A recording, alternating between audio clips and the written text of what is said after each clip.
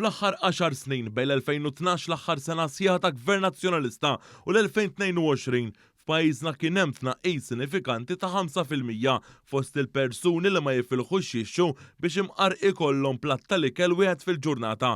Irrappurtat dan il-Gazzetta Kulħadd fejn intqal li dan it-tnaqqis sinifikanti seħħ minkejja iż-żieda fil-popolazzjoni u minkejja l-isfidi bla preċedent mill-2020 l-hawn. Studju li ħareġ mill-Uffiċċju tal-Istatistika tal-Unjoni Ewropea il-Eurostat jgħid kif sa tmiem is-sena li għaddiet mill-popolazzjoni sħiħa Maltija kienu biss 7.5% li ma jaffordjawx li jkollhom platt tal-ikel fuq il-mejda, waqt li l-medja fost is-27 pajjiż Ewropew kienet ta' 8.3%.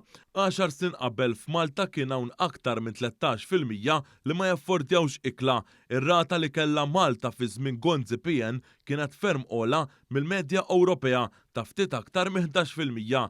Dan ifisser li f'għaxar snin ta' gvernijiet laburisti kien hawn tnaqqis ta' aktar minn 5% fost il-popolazzjoni li ma taffordjax l-ikel f'kull ħin tal-ġurnata mqabbel mal-2012, anke jekk il-popolazzjoni minn dakinhar żdiedet madwar 100,000 persuna. Ta' min jinnota wkoll li r-rata ta' dan il-faqar estrem f'pajjiżna kienet inqas minn stati membri Ewropej ferm akbar u b'ekonomiji enormi ħdej tagħna fosthom il-Ġermanja u Franza li skont il-Eurostat għandhom 11.4% u 9.5% rispettivament tal-popolazzjonijiet tagħhom li ma jifilħux iħallsu għall-ikel ta' kuljum. Ta' min jinnota wkoll li fl-aħħar snin il-Eurostat biddel il-mod ta' kif isir il-kejl ta' dawk li jinsabu fir-riskju ta' faqar għal kejl aktar rigorus meta mqabbel ma' kif kien isir fi żmien gvernijiet nazzjonalisti. Dan hu wkoll kompletament bil-maqlub ta' dak li tiddikjara l-Oppożizzjoni Nazzjonalista, inkluż mid-deputat Ivan Bartolo u l-kap innifsu Bernard Grech